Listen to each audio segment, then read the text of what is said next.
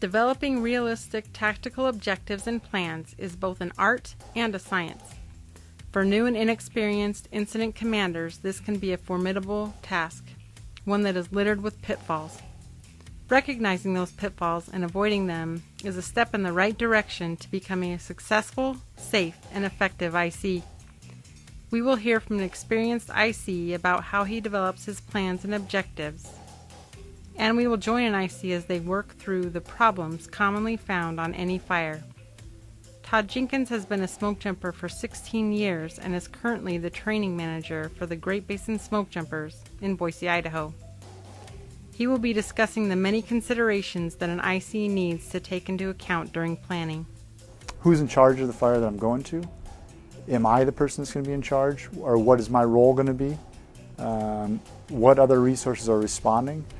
What information do I know about the fire right now? What size is it? What's the terrain that it's burning in? What are the fuel types that it's burning in? What are the weather conditions currently and expected? And what's expected of me from the land manager? There's certain pieces of information that land manager is going to need. Most critically, they're going to want to know what the weather conditions are on site, what the terrain is at the fire location, and out in front of the fire in the direction in which you think the fire is going to grow. They want to know what resources you have on hand and what resources you think you're going to need to contain the fire to whatever size the land manager is looking for. And it's very critical that as the incident commander, you paint a good picture for that duty officer, because they can't see what's going on in front of you. And the better you are at verbalizing that to them, the better decision they're going to be able to make on how they want to proceed with that fire. If the land manager is giving you competing objectives, you need to be very clear and concise with the land manager that you do not understand the objectives. They're unclear to you, and they need to be spelled out more clearly. If they're competing objectives, then I think you need to work on painting that better picture for the land manager so that that land manager fully understands what you're dealing with and that you aren't going to be able to accomplish two competing objectives on that fire. Okay, so I'm the IC. I'll meet the 2 engines dispatch is already sent to the fire, which is supposedly at a quarter acre and burning in grass, sage, and timber. I have some water around in ponds and streams, so I might have a dip spot handy. There's a cold front coming through this afternoon, and the flat the fire is in gets into steep terrain quick. I'll give the duty officer a better size up when I get there. The GAC is at PL4, and we're at National PL3. So crew and aviation resources are tight. That's something to consider as far as ordering more resources and the lead time to the fire. Duty Officer Tracy, this is the Hot Gates IC on command. The fire is actively burning in grass, sage, and timber. It's now about an acre. Spread potential is high once it gets into the steep section of the timber. Winds are 5 to 8 out of the west. RH is at 21%. There's a horse corral and a small stable a quarter-mile away to the south that might be threatened if there's a wind shift.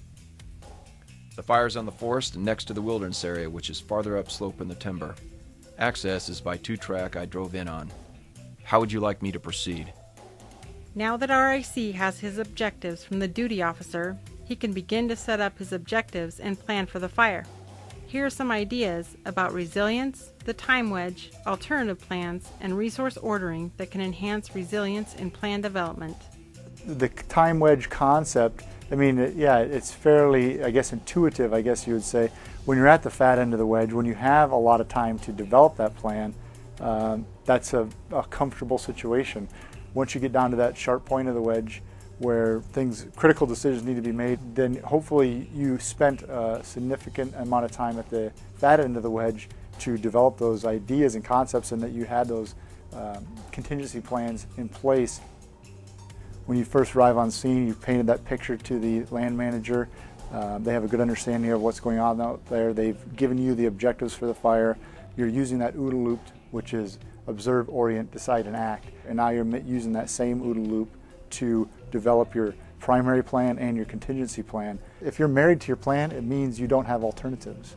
That is what has to happen, and there's nothing else that you can fall back on. We plan on always getting the things that we ask for, and that the weather stays as predicted. and you got to avoid falling into that trap. Make sure that you're basing your actions on the probability that some things aren't going to go as you did plan, and that you have a backup plan for that. Getting feedback from your buddies or other people on the fire definitely should be an SOP. Hopefully that is the time that you're allowing for those dissenting voices to come out, that you have people that you trust on your fire, or resources that are there that are giving you good feedback.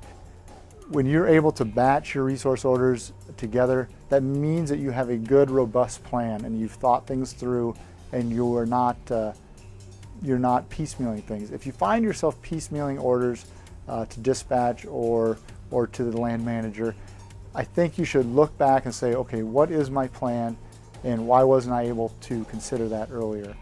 Building a personal pre-order is a very valuable concept. You know that if you are being ordered as a Type 3 IC and you're going to be going to a desert fire, you should have a tickler list in mind saying, well, how much food am I going to need for the resources that I'm planning on ordering? How much water am I going to need? You know, keep all those things in the back of your mind, and as you get more experienced as an IC, you start to have those ticklers in your mind. I'll run through all my contingencies now while the slow pace of the decision cycle allows it. I'll also have some time to put together some backup plans in addition to the basic plan of point protection and anchor, flank, and pinch. My trigger points for reassessment are going to be changes in fire behavior, and if we are meeting the objectives or not. Better run this by Eastwood and see what she thinks before I brief everybody. Hey, Eastwood, come over here. I want to run something by you. Okay, so this is the plan. What do you think? Thanks, Eastwood. I appreciate your ideas on this. I'll make some changes. Better put that resource order list together and make sure it supports the plan for the next 4 days. And if I get it out now, it'll give dispatch time to get the resources here when I need them. I think that it would be important to stress to people that you're transmitting those trigger points to that some trigger points require immediate action, and some trigger points would require a reassessment of what your actions are. There's probably very few times when you would reach a trigger point that would require immediate action. If you're setting your trigger points at that stringent of a level, then maybe you should consider trigger points earlier in that assessment process so that you could just reassess what was happening once a trigger point was reached, rather than scrambling to accomplish an immediate action because a trigger point was reached. But it is important that people on your fire, all resources on your fire or your incident, understand what the trigger points are so they can communicate them to you when that trigger point has been reached. If you can't observe it directly. I briefed everyone on the objectives, the plans, the backup plans, transition plans, and trigger points. Now they know I expect them to communicate to me if they see trigger point events happening, and I'll do the same for them. Better talk to dispatch and find out where those resources I ordered are. All resources are subject to the effects of friction and fog, and this needs to be taken into account when it happens so you can adjust your plan accordingly. None of the resources have so many factors affecting them as the aviation community does, and they deserve special mention.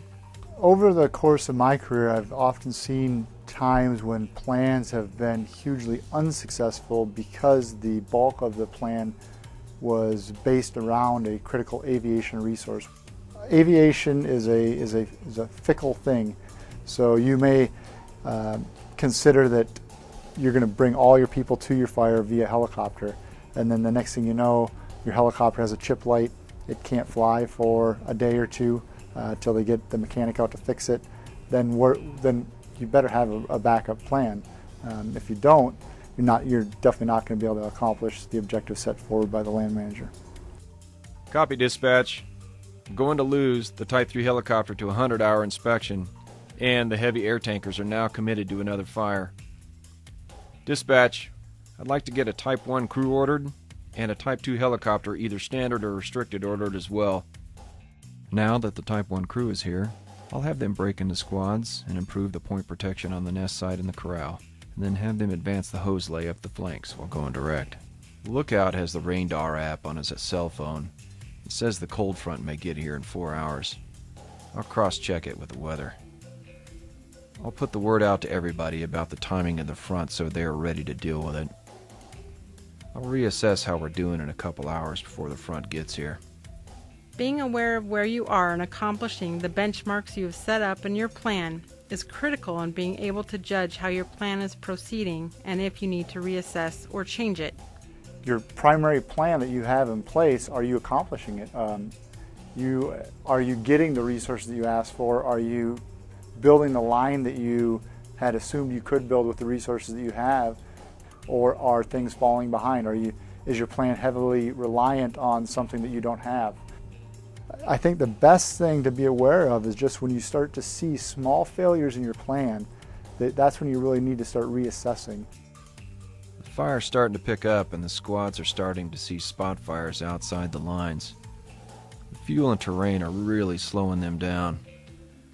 We're not going to catch this before that cold front gets here in an hour. Time to go to Plan B.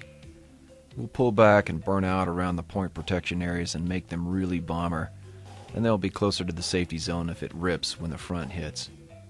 I'll let everybody know.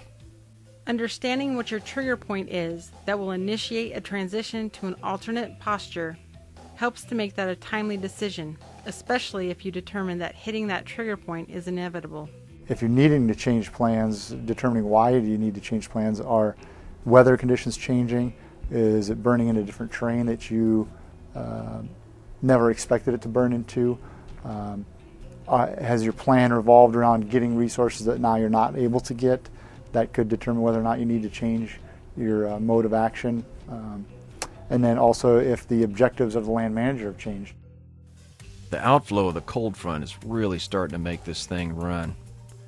Good thing I went ahead and had everyone put a foot in our safety zone before it got here.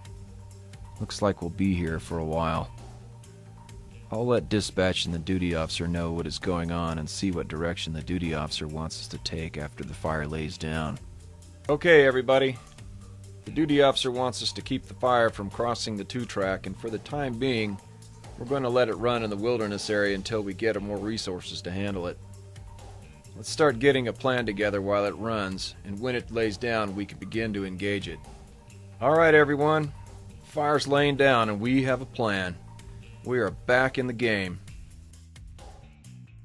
A crisis can in some ways be considered as an abrupt and brutal audit. At a moment's notice, everything that was left unprepared becomes a complex problem, and every weakness comes rushing to the forefront.